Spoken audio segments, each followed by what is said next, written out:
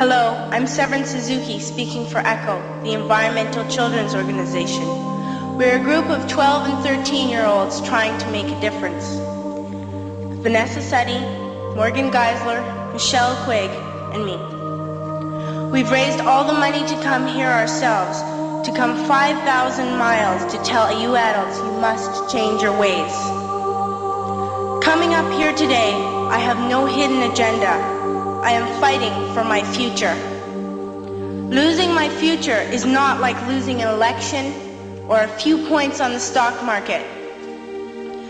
I am here to speak for all generations to come. I am here to speak on behalf of the starving children around the world whose cries go unheard.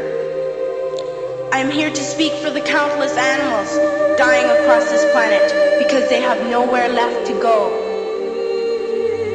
I am afraid to go out in the sun now because of the holes in our ozone. I am afraid to breathe the air because I don't know what chemicals are in it. I used to go fishing in Vancouver, my home, with my dad, until just a few years ago we found the fish full of cancers. And now we hear of animals and plants going extinct, every day vanishing forever. In my life, I have dreamt of seeing the great herds of wild animals, jungles and rainforests full of birds and butterflies. But now I wonder if they will even exist for my children to see.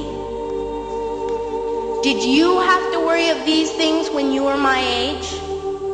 All this is happening before our eyes, and yet we act as if we have all the time we want and all the solutions. I'm only a child and I don't have all the solutions. But I want you to realize, neither do you. You don't know how to fix the holes in our ozone layer. You don't know how to bring the salmon back up a dead stream. You don't know how to bring back an animal now extinct. And you can't bring back the forest that once grew where there is now a desert. If you don't know how to fix it, please stop breaking it. Here, you may be delegates of your government, business people, organizers, reporters, or politicians, but really, your mothers and fathers, sisters and brothers, aunts and uncles, and all of you are someone's child. I'm only a child, yet I know we are all part of a family, 5 billion strong, in fact, 30 million species strong. And borders and governments will never change that. I'm only a child, yet I know we are all in this together and should act as one single world towards one single goal. In my anger, I am not blind, and in my fear, I am not afraid of telling the world how I feel.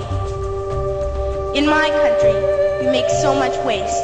We buy and throw away, and yet northern countries will not share with the needy. Even when we have more than enough, we are afraid to share. We are afraid to let go of some of our wealth. In Canada, we live the privileged life, with plenty of food, water, and shelter. We have watches, bicycles, computers, and television sets. The list could go on for 2 days. 2 days ago, here in Brazil, we were shocked when we spent time with some children living on the streets. This is what one child told us. I wish I was rich. And if I were, I would give all the street children food, clothes, medicines, shelter, and love and affection. If a child on the streets who has nothing is willing to share, why are we who have everything still so greedy? I can't stop thinking that these are children my own age, that it makes a tremendous difference where you are born. That I could be one of those children living in the favelas of Rio. I could be a child starving in Somalia, or a victim of war in the Middle East, or a beggar in India. I am only a child, yet I know if all the money spent on war was spent on finding environmental answers, ending poverty, and finding treaties, what a wonderful place this earth would be. school, even in kindergarten, you teach us how to behave in the world.